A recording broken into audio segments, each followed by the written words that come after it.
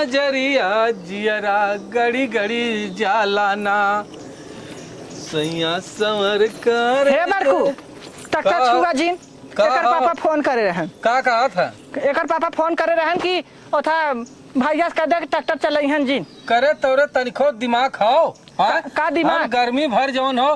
किस्त भरे है। किस्त भरा हमारे जमाए के पैसा से भरा है। पैसा ना भरला पैसा से भरे है। हाँ और क्या कमाई भरला अरे जमाए के पैसा भरे है। कर था कि तो हाँ अपने पैसा भर दे। दिमाग खुद खराब कर ये शायद लहर बाहर आल हो हम जोत बोले ना जोता देव आधा देबा तो आधा बोई आधा देबा तब जाके जोतबा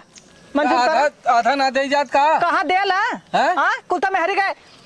अंदर बाहर भर देला हमें कहाँ देला? ये देख जुबान संभाल के ना तू का करबा बड़ बड़कबा हाथ तू हमें मार देबा। नहीं हम छुई तो दुनिया में थूक दे के अरे दजरा का भाइयों के मारत बा तू थूकबा करत ही ना सुन पहले। अच्छा चल मान ले जौन जोताई बुआई हो आधा ले ले पैसा। ना ऐसा करा ना तू हरदम तार ऐसा नाटक रहला ऐसा का ट्रैक्टर आधा आधा काट के बटवा दे। को ये सुनत हो एक देखा छोटी का झगड़ा कैले हो ई ना एन फोन करे ना कहले ना कि ट्रैक्टर पर था भैया जोता मत दे बस। अच्छा ई बतावा उतना दिन से और किस्त भरला ना सीजन में कमाएगा 4 पैसा था तू लगल उधाए तोर बुद्धि में गोबर घोरल का 4 लाख रुपया हमार भतरा दे के भरले रहल ना। अरे ता आसान कैले हैं का बताई। हां आसान करे हैं आसान बहुत कैले हैं तेरे आदमी कमाए धमाक में एक अक्षर पढ़ले लिखले ना आन का गेला हमार आदमी ओथा कैले बा। हां लड़कन के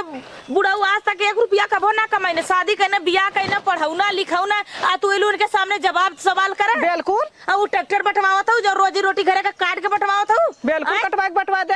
हम ट्रैक्टरवा कटवा देबे त कौनो काम बुढ़िया बुढ़वा कटवा दे। भैया जी त भौजी राण भाई बूढ़ा के जीता तू आलू बूढ़ा बूढ़ा कटवावे तोरा मुंह में कीड़ा ना पड़ी रे। हां गई रे गई वहां चले गई रे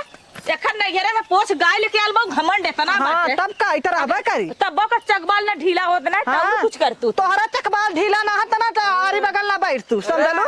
तब पोका थे के दवाई ना कह सकत है हमार बहनिया आवत लड़ा भी तो बताई अच्छे से बहनिया बोलौले तो बाबू पूरा खानदानवा बोलाला बोलाइबे कर हे ना जरूर कहते हमसे लड़बा तो मार दे बासा का तार का फार खुल जाई हमार छोड़ जाना ई छोड़ ना तोर माई तोर बाबू के मेहर हां तू बन जा तू काहे ने से पहले तो माई ले ले आज तक हमार जवान ना लोगन कैसन झगड़ा करत हुदी। ए दीदी सुन ए बहन सुन ए ना कहा थन कि जाथन जोता मनसेदु हमार तोर जीजा फोन करन है। अच्छा तू भुला गेलू का तोहर दीदी है कि उनका ननद है? हां नहीं दीदी ने कहा तोहार अच्छा दीदी ने कहा तो का कहा? हां दीदी है बाबू हां बोला कुल बात छोड़ा तू जो ना अपने अपने में झगड़ा कर हमारो हिस्सा चाहिए। बिल्कुल हिस्सा चाहिए तो हां हमरो हिस्सा सरकार के रीति रिवाज है हमरो हिस्सा चाहिए। सही बात बहन बिटिया हो सही कहा थी और आई गल बात तोहरा में हिस्सा लगी 1 मिनट तोहरा में हिस्सा लगी एक दिन हमारे जमा के लगे सुतबू तो एक दिन इनकरे लगे सुतबू कहां बात ई कहां बात आई गई हुआ था कि मसला शर्म बता पहले जा था अपने भतारे फोन करत है तू कहां अपने भतारे फोन करत है ना जो कह दे तोरे भतारे के डर ना बूढ़ा से सारी बात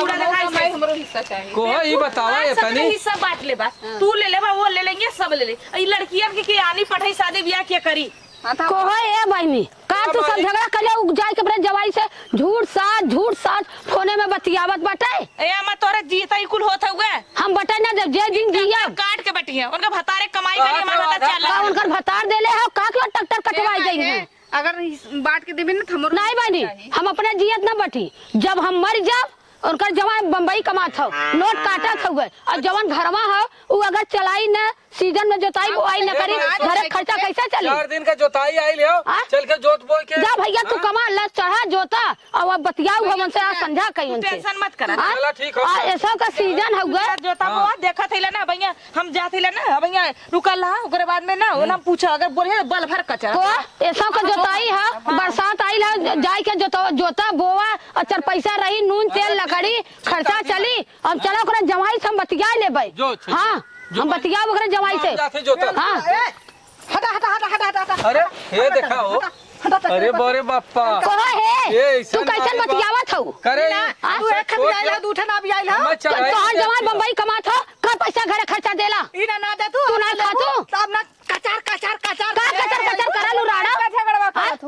कचर कैले हो नंदक नारायण झटा पर के कई छुई के दे तनी छुई के दे का बाजा जवान और जुल्फी एक कई दे हम छोट है, हम पर हाथ ना लगाओ चाहते रे अब्बा एक थपोचा मारब न मुंह जाते जो भीतर हो जाई हमें छुई के देखा तो उहा